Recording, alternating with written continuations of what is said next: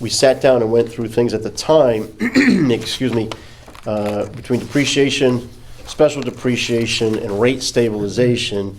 If you look at those, we had approximately between 36 and 50% in securities yielding between 1 and 1.99% a year ago. We had a little bit more in the 2 to 2.99 and a small amount in the 3 to 3.99 as we had just put some of those to work.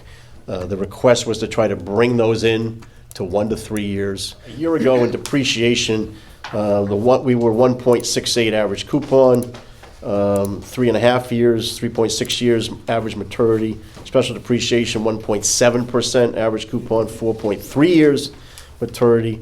But some of those went out as far as 2030, excuse me, and then finally rate stabilization, just over 1 5/8 average coupon, 4.06 years to maturity. I have where we were, the three accounts together. So we had 2.4 million due in 22, since come due. Most of that rolled over into 2023. But if you look really in 2023, 4, 5, and 6, there's your 3 years, which, we're in 23. So what's due in 23 today is 4.475 million versus 2.2 9 months ago.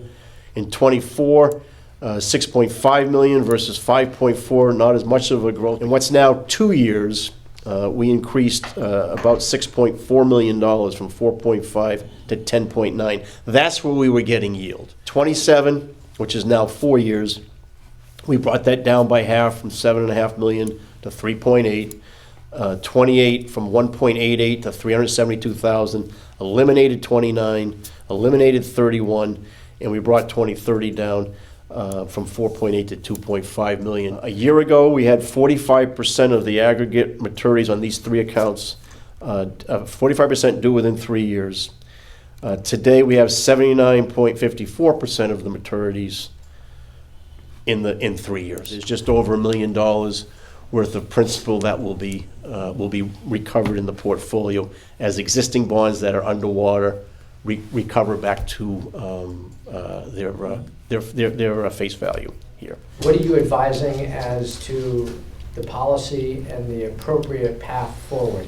Yeah, continue to shorten. As the Fed raises, I think they might end up at 5 to 5.25, so maybe 50 basis points higher than here before taking a breath and see what happens. A lot of these things ultimately will bring on recession, bring down interest, or at least level them out. I think if rates go higher, as Craig, you were kind of looking like, and they could go even higher than 5.25, who knows? In that case, you want to be holding 4.5% and 5% coupons or treasuries. Ultimately, I've got money coming due. So I got money coming due this year. I'm not looking to roll it over for 1 year, but if we roll it over to the 3 or the 4, if I can get 4.5%, 5%, then you're taking advantage of that, and everything else moves up.